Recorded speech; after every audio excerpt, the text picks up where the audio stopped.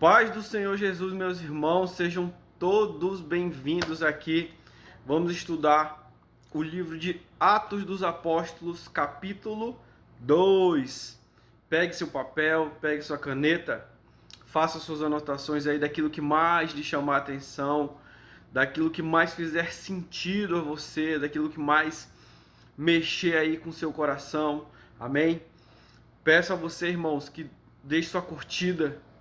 Nossos vídeos têm tido bastante visualizações, mas tem poucos inscritos e poucas curtidas. Amém? Eu peço a você que se inscreva, que deixe sua curtida, nos ajude a fortalecer esse trabalho, esse canal que é apenas para estudo bíblico, para edificação da sua fé, da minha e da sua fé também, para a glória de Deus. Amém? Atos dos Apóstolos, capítulo 2. Vamos lá? E ao completar-se o dia do Pentecoste, estavam todos reunidos num só lugar. De repente veio do céu um barulho, semelhante a um vento soprando muito forte, e esse som tomou conta de toda a casa onde estavam assentados. Preste bem atenção, irmãos. Aqui é o início da igreja primitiva. Então, é muito importante nós observarmos aqui a forma, o comportamento, o procedimento desses irmãos a respeito da fé, a respeito de Cristo, a respeito da igreja. Por quê? Eles estavam aqui, no verso 1, reunidos num só lugar. Não trata-se apenas de uma reunião, mas principalmente de uma união, unidos em uma só fé, ok? Unidos em uma só fé, unidos em um só propósito. E aí, de repente, olha aí o de repente de Deus, veio do céu um barulho semelhante a um vento. Quer dizer, o vento, irmãos, geralmente nós percebemos o vento. Dificilmente aqui nós ouvimos assim um barulho de vento, né? Mas aqui o vento era um vento forte e ouviu-se o barulho do vento. E olha que interessante, verso 3. Então todos viram distribuída entre eles línguas de fogo, e pousou uma sobre cada um deles. Verso 4. E todas as pessoas ali reunidas ficaram cheias do Espírito Santo e começaram a falar em outras línguas de acordo com o poder que o próprio Espírito lhes concedia que falassem. Irmãos, verso 4, Atos 2, 4, é a missão, é o objetivo de todo cristão. Ser cheio do Espírito Santo, ser cheio da presença de Deus. Ora, estavam morando em Jerusalém judeus tementes a Deus, vindos de todas as partes do mundo. Ao ouvirem aquele estrondo, ajuntou-se um grande número de pessoas e ficaram maravilhados, pois cada um ouvia falar em sua própria língua. Perplexos e admirados, comentavam uns aos outros: porventura não são galileus todos esses que estão falando? Como então cada um de nós os ouve falar em nossa própria língua materna?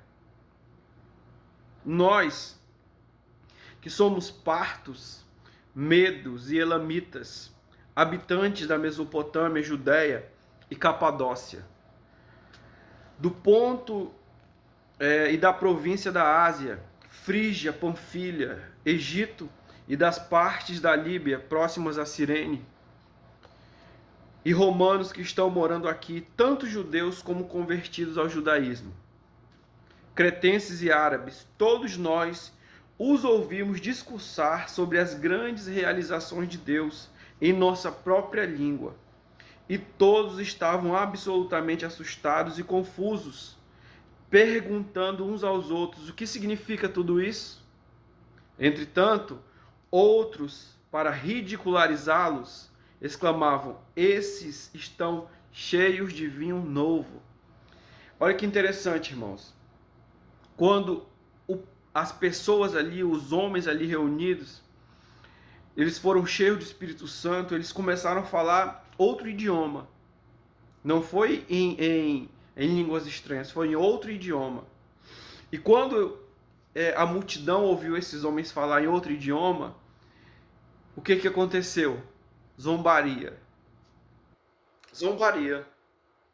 Olha, esse povo aí, ele tá cheio, ó, cheio da pinga, cheio do vinho. Irmãos, só discerne coisas espirituais quem é espiritual. Quem é natural não consegue discernir coisas espirituais.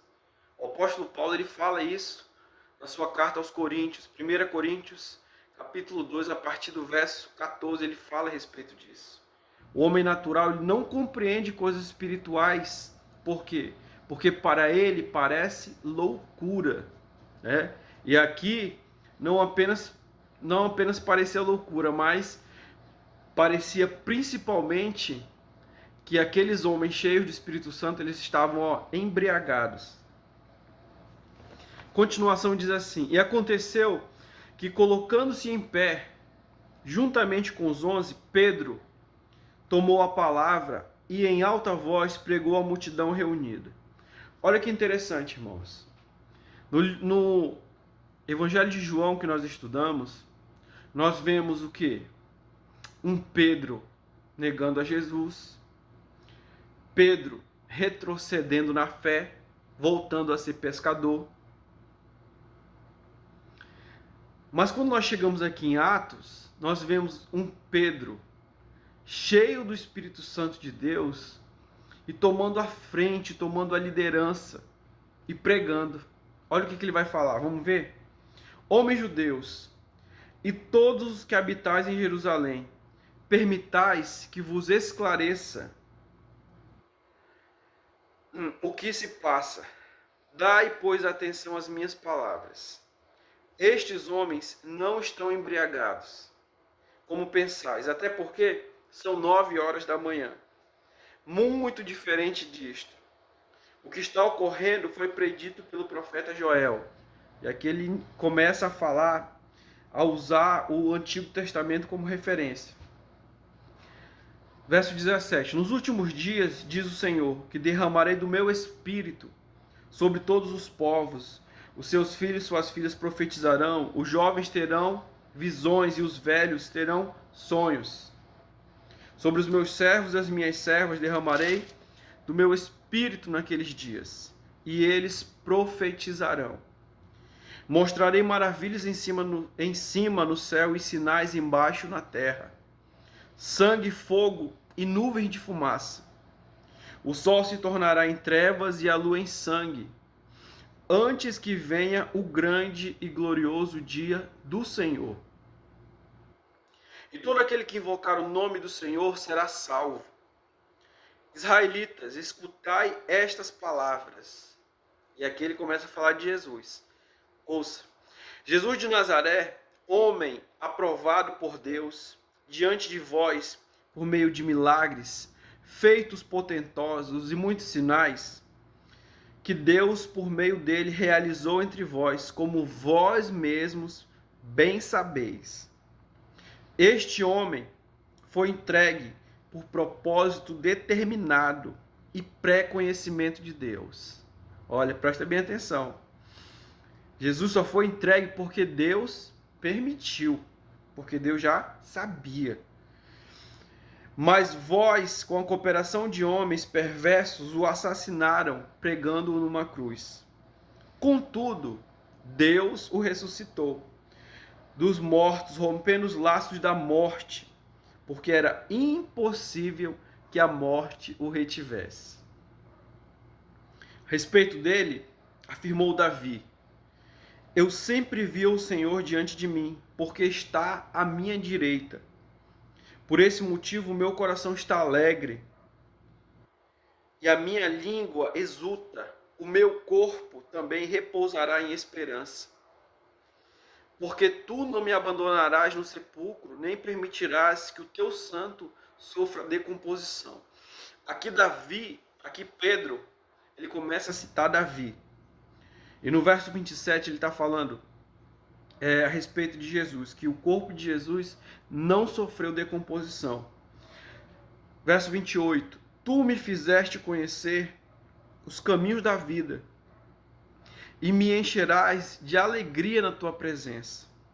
Caros irmãos, concedei-me a licença de falar-vos com toda franqueza que o patriarca Davi morreu e foi sepultado, e o seu túmulo está entre nós até o dia de hoje. Todavia ele era profeta e sabia que Deus lhe prometera sob juramento que colocaria um dos seus descendentes em seu trono. Antevendo isso, profetizou sobre a ressurreição do Cristo, que não foi abandonado no sepulcro e cujo corpo não sofreu decomposição. Deus ressuscitou Jesus e todos nós somos testemunhas desse fato. Exaltado à direita de Deus, ele recebeu do Pai o Espírito Santo prometido e derramou o que vós agora vedes e ouvides. Então, irmãos, Pedro, ele cita Joel e ele começa a falar a respeito de Jesus, começa a explicar a respeito do Evangelho em si, resume o Evangelho em si, a morte, a ressurreição de Cristo. E aqui, ele no verso 34, porquanto Davi não foi levado aos céus, mas ele mesmo declarou, o Senhor disse ao meu Senhor, senta-te à minha direita, até que eu ponha os teus inimigos como estrado para os teus pés. Sendo assim, que todo o povo de Israel tem absoluta certeza disto, esse Jesus, a quem vós crucificastes, Deus os fez Senhor e Messias. Muito forte, né, irmãos? Essa passagem. E aí, após o término da pregação de Pedro, vai causar uma reação. Vamos lá ver, verso 37. Ao ouvirem tais palavras, ficaram agoniados em seu coração e desejaram saber de Pedro e dos outros apóstolos. Caros irmãos, o que devemos fazer? E aí, por que será que eles ficaram agoniados? Porque essa mesma multidão, irmãos, foram eles que apoiaram a crucificação de Cristo. Foram eles mesmos que falaram, crucifica-o, crucifica. Eles mesmos. Então, quando eles ouviram a pregação de Pedro, imediatamente eles se agoniaram. A Bíblia diz que eles ficaram agoniados em seu coração. E aí, olha o que Pedro fala. Orientou-lhes Pedro, arrependei-vos e cada um de vós seja batizado em o nome de Jesus Cristo, para o perdão de vossos pecados, e recebereis o dom do Espírito Santo. Aqui existem alguns pilares bem importantes, irmãos, nesse verso 38, que vai nos orientar a respeito de receber o dom do Espírito Santo. Vamos entender? Primeiro, arrependimento. Segundo, batismo em nome de Jesus. Terceiro, perdão dos pecados. E, por último, para receber o dom do Espírito Santo. Certo? Então, tem todo esse desdobramento, todas essas etapas. Arrependimento, batismo, perdão, para poder receber o dom do Espírito Santo. Amém? Porquanto a promessa pertence a vós, vossos filhos, e a todos os que estão distantes. Enfim, para todos quantos o Senhor, nosso Deus, chamar. E com muitas outras palavras, dava seu testemunho pessoal e os encorajava, proclamando, sede salvos dessa geração que perece. Assim, todos quantos aceitaram a sua palavra foram batizados, e naquele mesmo dia juntaram-se a eles cerca de 3.000 pessoas. Irmãos, bem no início, era em torno ali de 120 pessoas apenas. E após a ministração de Pedro, quantas pessoas se converteram a Cristo? 3.000 pessoas. Por quê? Porque o homem estava cheio da presença de Deus. Irmãos, essa deve ser a prioridade de cada um de nós, como cristãos, como igreja, sermos cheios da presença de Deus. Por quê? Porque tem pessoas precisando ouvir uma palavra vinda de você, vinda de mim. E para nós levarmos a palavra, irmãos, não apenas basta aqui esse momento de estudo, mas isso aqui é um dos pilares. Mas nós também precisamos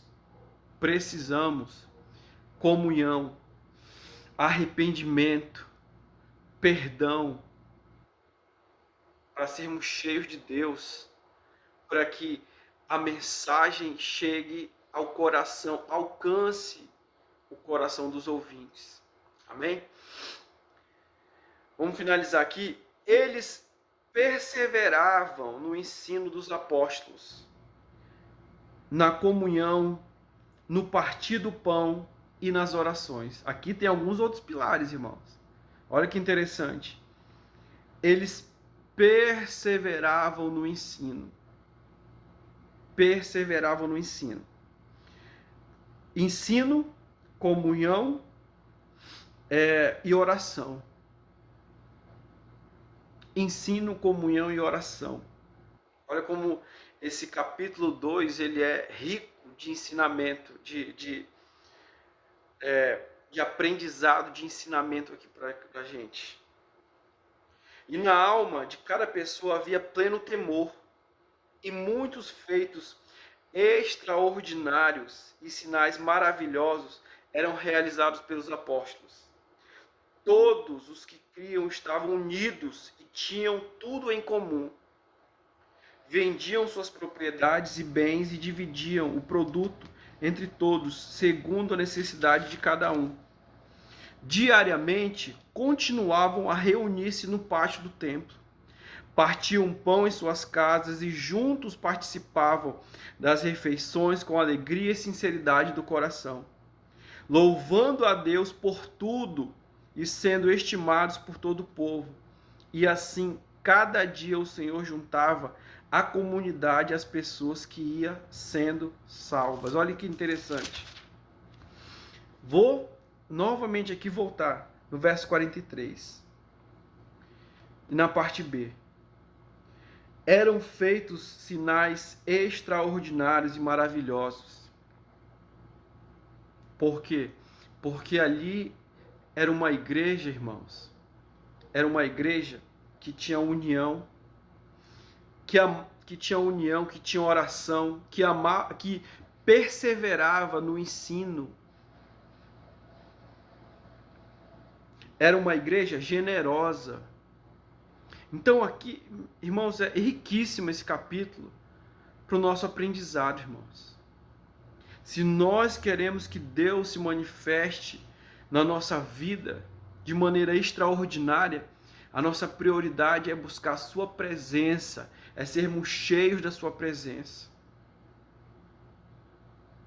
Adoração, tem muitas coisas aqui, irmãos. Eu não vou continuar para não estender bem muito o vídeo, ok? Mas medite mais aqui nessa passagem, medite mais nesse capítulo para o seu aprendizado. Amém? Que nós encerramos o capítulo 2. Deixe, irmão, sua curtida, se inscreva no canal. Amém? Vamos orar. Pai, em nome do Senhor Jesus, em nome de Jesus, Pai, que nós como igreja, Senhor, sejamos unidos, Senhor. Que a nossa alma, que a nossa generosidade, meu Deus, venha estar arraigada, Senhor, na nossa alma, Senhor. Pai, em nome de Jesus, nos ensina a amar a Tua palavra, Senhor, a Te adorar em espírito e em verdade, Pai. a estarmos unidos a cada dia, Senhor, a nos importarmos com a necessidade uns dos outros, Senhor. Para que a Tua presença, Senhor, poderosa, se manifeste sobre as nossas vidas, Pai. Em nome de Jesus. Amém, amém. Deus abençoe a todos, irmãos. E até a próxima. Amém? Fique com Deus.